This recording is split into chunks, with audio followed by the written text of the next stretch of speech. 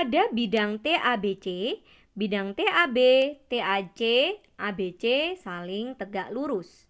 Jika TA sama dengan 3, AB sama dengan AC sama dengan akar 3, dan alfa adalah sudut antara bidang TBC dan ABC, maka nilai sin alfa adalah, oke, kita cari sin alfa. Ini yang ditanyakan adalah sin alfa. Yang diketahui bidang TABC, berarti kita gambarkan dulu bidang TABC, di mana T ya, kalau bentuknya seperti ini berarti bentuknya limas, karena ada titiknya di sini ciri-cirinya. T itu adalah ujung yang di atas, lancipnya itu ABC, ini adalah bagian bidang alas, gitu ya. Jadi ABC ini bidang alasnya. Di sini kita lihat bahwa TABC dan TAC dan ABC itu saling tegak lurus. Berarti artinya ini adalah limas tegak lurus. Jadi dia tegak lurus terhadap alas. Alasnya ABC. Oke, itu informasi yang kita punya. Sekarang kita gambarkan supaya kita mudah membayangkannya. T, A, B, C. Nah, ini kita hilangkan. Nah, gambarnya kurang lebih bentuknya seperti ini. Nih ya, kalau diputar bentuknya bisa kalian lihat itu limasnya. Bidang 4 TABCD. Oke. Nah, lalu dari sini kita bentuk TAB, TAC, TA ke B, TA ke C. Nih ya, kalau kita lihat di sini TAB, TAC. Oke, TAB, TAC dan ABC itu saling tegak lurus. Yang ditanya, ini yang diketahui lagi, TA sama dengan 3, AB sama dengan AC sama dengan akar 3. Alfa itu adalah sudut antara bidang TBC dan ABC. Berarti bidangnya ini kita beri warna supaya mudah kita melihatnya. Pertama bidang ABC-nya. Oke, ABC. Oke, nah seperti ini. Lalu kita cari lagi selain ABC. Apa nih? TBC ya. TBC kita bentuk bidang TBC-nya. Bidang TBC. T ke B ke C. Oke, ini TBC. Nah, seperti ini kita sudah punya ABC dan TBC. Nah, yang ditanya adalah sudut di antara dua bidang tersebut. Nah, mudah ya. Berarti tinggal kita hubungkan saja. Kita buat garis proyeksi dari T ke BC dulu. Langkah pertama, berarti kita buat garis dari T menuju BC ke tengah-tengah sini. Nah, supaya tegak lurus di mana? Kan nggak mungkin ke TB, nggak mungkin ke TC, pasti nggak tegak lurus. Berarti pasti di tengah-tengahnya TB. Di tengah-tengahnya adalah di tengah-tengahnya BC. Lalu kita buat lagi garis dari A ke sini ya, ke D. Nah, itulah sudutnya adalah TDA. Berarti dapat kita tulis di sini alfa itu sama dengan sudut TDA. Ya, TDA, sudut TDA. Kalau dari gambar, alfa adalah sudut TDA. Nah, bisa kalian lihat seperti itu gambarnya. Coba kita putar ya. Nah, bisa kelihatan ya. Jadi segitiganya adalah segitiga TDA nih. Oke, kalian bisa membayangkan tuh bentuknya yang ada di sebelah kanan. Berarti tinggal kita cari sin dari TDA. Kita keluarkan segitiga TDA-nya sekarang ya.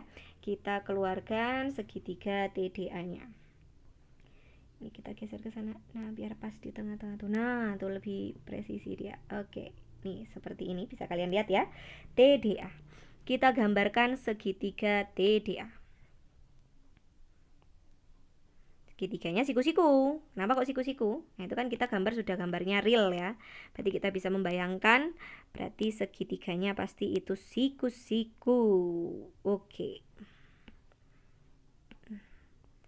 Sret, sret. Nah, seperti ini kita beri nama T.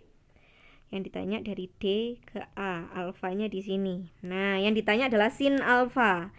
sin alfa. Sin itu depan per miring, ini depannya, miringnya ini. Berarti kita butuh panjang TA per panjang TD. Itu adalah concernnya kita. Jadi kita cari TA dan TD, panjangnya berapa. Oke, TA kita sudah tahu dari soal. Nih, TA panjangnya 3. Tinggal TD, dari T ke D berarti di antara ini, titik tengah di sini ya. Nah, oke. Dari sini dapat kita gambarkan segitiga alasnya dulu, ABC. Segitiga ABC itu kan saling tegak lurus, berarti dia tegak lurus itu ya. Di situ kita buat segitiga siku-siku. A, B, C. Kita beri nama di A siku-sikunya, di sini C, di sini B kalau sesuai gambar ABC, di mana AC panjangnya akar 3, AB juga akar 3, berarti BC panjangnya adalah akar 3 akar 2, sifat dari segitiga siku-siku sama kaki ya, rusuk akar 2 atau sisi akar 2. Nah, D posisinya adalah proyeksi dari A. Kalau kita tarik gini, ini ada titik D hasil proyeksinya. Sehingga CD itu pasti sama dengan DB. Sama kenapa? Karena sama kaki ini tadi. Ditarik dari sudut yang di atas. Karena AC dan AB sama kaki, berarti AD itu membagi 2, BC sama panjang. Sehingga dari sini kan kita butuh AD, bisa kita cari dari sini. Ini kan pasti siku-siku juga, kan? Karena proyeksi itu kan, nah ini kan garis yang ditarik itu harus siku-siku. Berarti AD bisa kita cari. Nah, panjang DB pun kita bisa tahu. Panjang DB, nih kalau kita tulis panjangnya DB.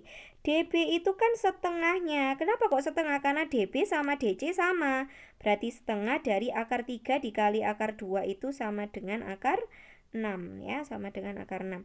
Jadi 1/2 akar 6 itu DB. Sehingga dari sini kita bisa tahu nilai AD. Panjang AD sama dengan akar sisi miring ya, segitiga siku-siku, miringnya AB, AD adalah sisi tegak, berarti AB kuadrat dikurangi DB kuadrat. Oke, AB kuadrat berarti akar 3 kuadrat dikurangi akar 6/2 kuadrat. Kita hitung ini sama dengan akar 3 kuadrat itu 9. 3 ya, akar dikuadratin 3, akar 6 dikuadratin 6/2 dikuadratin 4. Kalau kita sederhanakan berarti menjadi, ini kita samakan penyebutnya, berarti 12 dikurangi 6/4. Kalau kita sederhanakan lagi menjadi 6/4 atau sama dengan 1/2 akar 6. Oke, kita sudah punya AD. Panjangnya adalah 1/2 akar 6. Nah, setelah mendapatkan AD, ini sudah ada kita 1/2 akar 6. Lalu kita juga punya TA. TA panjangnya adalah 3. Karena kita butuh TD, berarti kita bisa cari TD di sini. TD adalah akar dari, ini kita cari ya. Kita naikin dulu di sini. TD adalah akar dari 3 kuadrat ditambah dengan akar 6/2 kuadrat. Berarti sama dengan akar 9 ditambah dengan 6/4. Kita samakan penyebutnya, berarti 36 ditambah 6/4 sama dengan akar 36 ditambah 6 itu sama dengan 42/4. Kalau kita sederhanakan menjadi 1/2 akar 42 gitu. Jadi kita bisa hitung sin alfa. Sin alfa sama dengan TA per TD gitu kan. TA per TD. TA-nya kita sudah punya, panjangnya adalah 3. Dibagi TD. Kita tulis ke samping aja ya, karena bentuk TD pecahan. Akar 42/2. Kalau kita balik, 3 dikali 2 per akar 42, kita punya 6 per akar 42. Tapi akar 42 ini tidak rasional, harus dirasionalkan, dikali 4 akar 42 per akar 42. Sehingga kita punya 6/42 akar 42. 6 dan 42 bisa disederhanakan sehingga kita peroleh hasilnya adalah 1/7 akar 42. Sehingga kita dapat jawabannya adalah yang ini, yang E, akar 42/7.